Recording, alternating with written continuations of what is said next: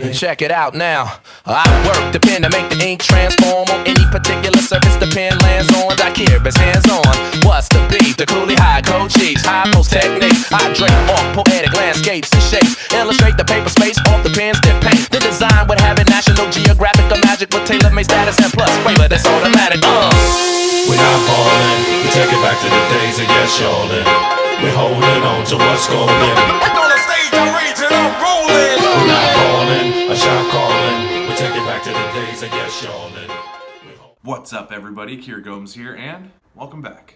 Today's video is going to be something that I got a request for based off of my last couple of videos. So not only am I going to review a deck of cards that I am so excited about, but I'm also going to go over my top 5 beginner level color changes that I use in Magic all the time. This one isn't so much going to be a tutorial, I'm more just going to show you what they look like, and I can link below some tutorials if you're interested in seeing them.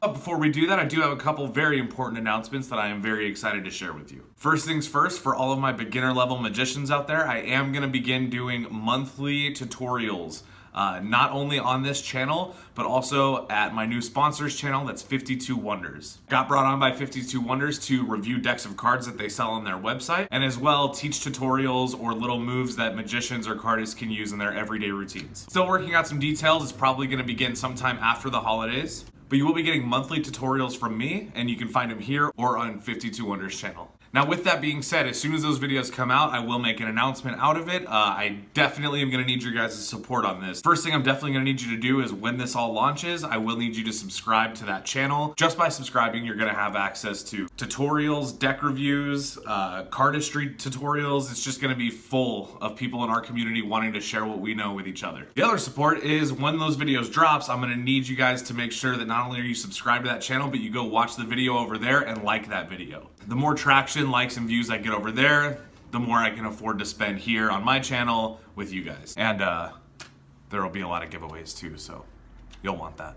Big shout out to a fellow deck reviewer and friend of mine, Diesel Illusions. If you guys haven't, you should go check out his channel. He reviews decks of cards similar to what I do, so if you're interested in seeing his take on some of the decks that I've reviewed, or decks that I haven't reviewed, head over to his channel. I'll go ahead and link it below. So without further ado, let's roll that intro and get you guys on your way.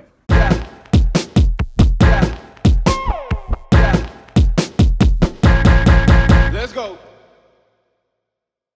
Alright, so today, since we're talking about color changes, basically what I want to do is just show you guys what my top 5 beginner level color changes are. I'm not going to do any of the ones that I do just for camera, and I'm also not going to go over any of the advanced level ones, simply because some of those ones don't have free tutorials online. And we're also going to be reviewing the Dapper Deck V2.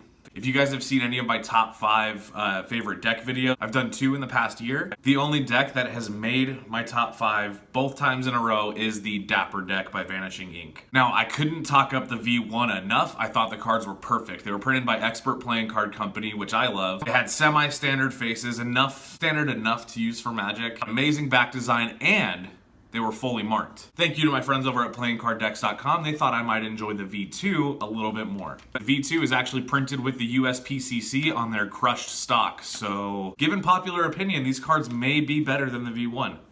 That's what we're gonna take a look at right now. Now, there may be another video that you're gonna see these in that I'm working on, and it is gonna be my top 5 underrated decks of playing cards. These cards are seriously underrated, and I don't know why I love them so much. As I said, these are the V2. So the V1 was printed with Expert Playing Card Company, which I'm a fan of. I know a lot of people are not, but I happen to love their card stock. These ones, however, are printed by the USPCC on their crushed stock, so a little bit more mainstream. One of the big differences I could call out right away is the tuck case. So these are the V2, this is the V1. It may not look like much, but the V1 actually has embossing text around it, so it says Vanishing Ink, and it also has the front spade, the spade that's on the front cut out.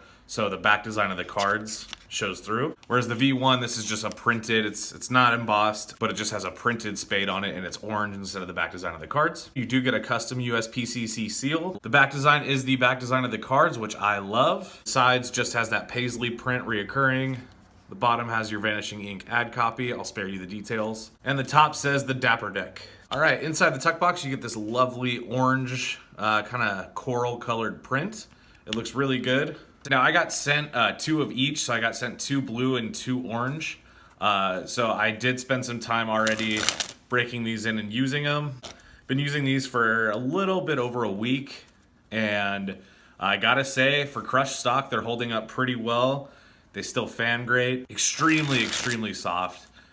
Crushed stock is very, very easy to wear in. Now, as far as the back design of the cards, this is what we're looking at here. So it's just this green, yellow, red, and navy blue paisley print on the back. The V1 had thinner borders, the ones that were printed with Expert. So this is the V1, this is the V2. You probably cannot tell the difference on camera, but the colors on the V1, on the Expert playing card, are a little bit brighter, and the borders are a little bit thinner. On the USPCC version, the borders are a little bit thicker, which I like, and the colors have been muted a little bit, which I don't like. Your Ace of Spades actually looks the same as the other aces. It's just an enlarged pip with that paisley print on the inside. Ace of Diamonds, same thing. Ace of Hearts, and the Ace of Clubs. Now your Jokers, on the V1, the Jokers said Joker on them. USPCC version is very simple. You just have these two little paisley prints. They are identical. Because it's a USPCC deck, you do get a few gaff cards. So you get a blank card, which is great for magic tricks, and of course a double backer. Faces of these cards are almost standard, but not quite. They do have a little bit of their own element. So you can see the 7 of Diamonds is completely standard.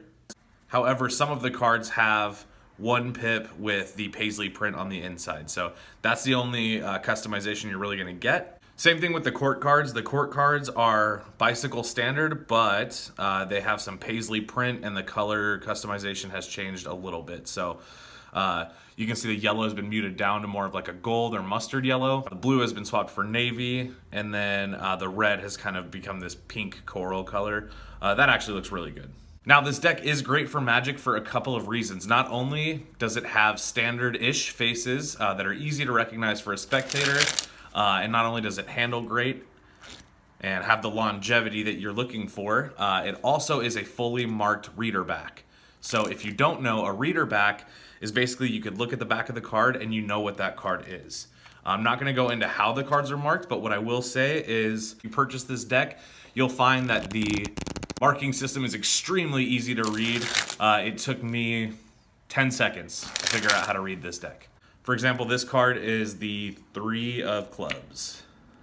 All right, guys, so that was your look at the V2 Dapper deck by Vanishing Ink. If you are interested in picking up a deck of these for yourself, I believe they are sold out at vanishingink.com, but you could still find some at playingcarddex.com. I believe they're going to cost you between $8 and $10 plus shipping. So definitely a good deal. I would highly recommend it. All right, so as far as color changes go, I have a lot of experience with different color changes. A lot of them some of them just work on camera. Some of them work great in camera or in person.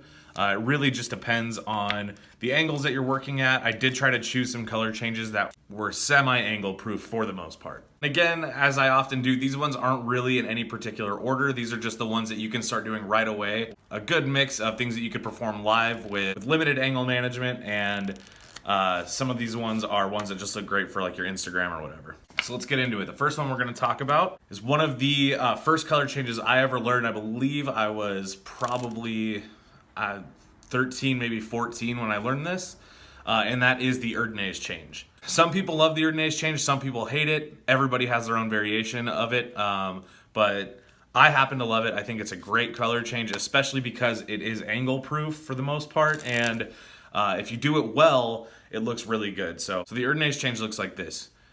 We'll take this card, which is the 5 of Diamonds. We can show our hand is empty. 5 of Diamonds is here. All we need to do is just wave our hand over the 5 of Diamonds, and it's going to change into the Jack of Diamonds. That is the Erdnase change in its simplest form. There are other ways of doing it. For example, we could take the King of Diamonds and change it into the 4 of Spades.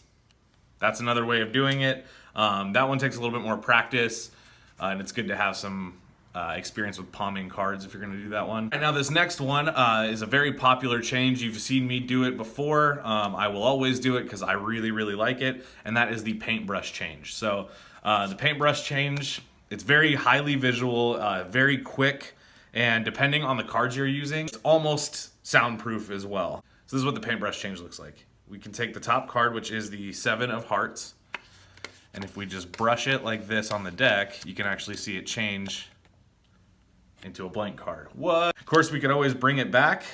All we need to do there is... So that was the paintbrush change, and then as well, I kind of ended it with my next one, which is the shapeshifter.